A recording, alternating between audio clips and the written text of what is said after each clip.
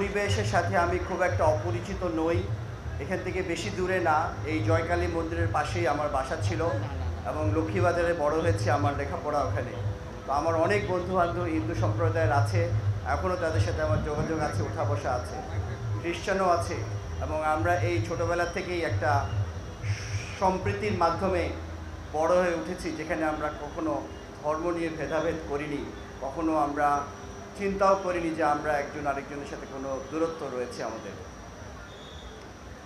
তো আজকে আমরা এই আনন্দঘন দিনে একত্রিত হয়েছি পবিত্র জন্মাষ্টমী, শ্রীকৃষ্ণের আবির্ভাব তিথি উদযাপনের জন্য। এই উপলক্ষে আপনাদের সবাইকে আমার আন্তরিক শুভেচ্ছা ও অভিনন্দন জানাচ্ছি।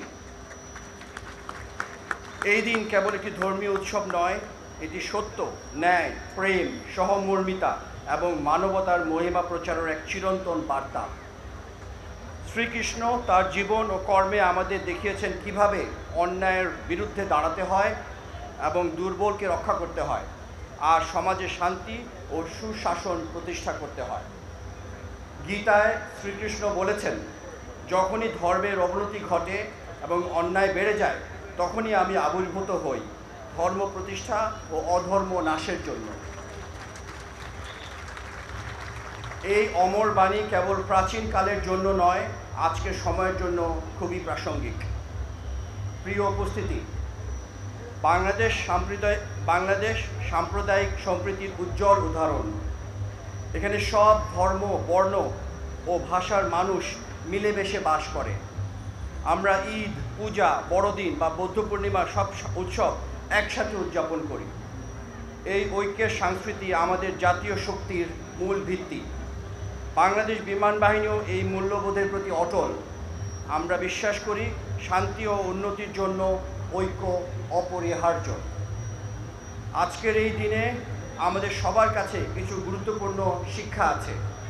প্রথমত, আমাদের সত্যের পথে অটল থাকতে হবে।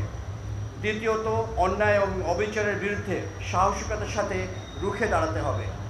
তৃতীয়ত, সকলের সাথে সৌহার্দ্য, সহমর্মিতা ও ভালোবাসার সম্পর্ক গড়ে তুলতে হবে। আমরা যদি শ্রীকৃষ্ণের এই জীবন আদর্শকে নিজেদের জীবন ধারণা করতে পারি, তবে শুধু ব্যক্তিগত জীবন নয়, আমাদের সমাজ ও রাষ্ট্র হবে আরও সুন্দর, শান্তিপূর্ণ ও সমৃদ্ধ। উপস্থিত সুধীমণ্ডলী, বাংলাদেশ বিমান বাহিনী দেশের আকাশসীমা রক্ষার পাশাপাশি সবসময় মানবিক দায়িত্ব পালনে অগ্রণী ভূমিকা পালন করে আসছে। প্রাকৃতিক দুর্যোগে ত্রাণ সহায়তা থেকে শুরু করে আন্তর্জাতিক শান্তি রক্ষা মিশনে অংশগ্রহণ, আমাদের প্রতিটি কর্মকাণ্ডে রয়েছে মানবতার সেবা ও শান্তির বার্তা। এই মানবিক চেতনা শ্রীকৃষ্ণের শিক্ষার সাথেও গভীরভাবে মিলে যায়।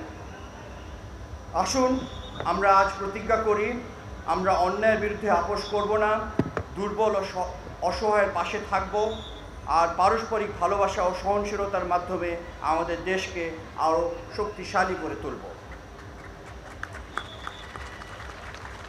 পরিশেষে সৃষ্টিকর্তার কাছে প্রার্থনা করি, তিনি যেন আমাদের হৃদয়ের সত্য, ন্যায় ও মানবতার আলো প্রজ্বলিত করেন, আমাদের জীবনকে শান্তি, সৌন্দর্য ও সমৃদ্ধিতে ভরিয়ে দেন এবং আমাদের প্রিয় মাতৃভূমিকে সদা সমৃদ্ধ, ঐক্য ও মর্যাদার পথে এগিয়ে নিয়ে যান।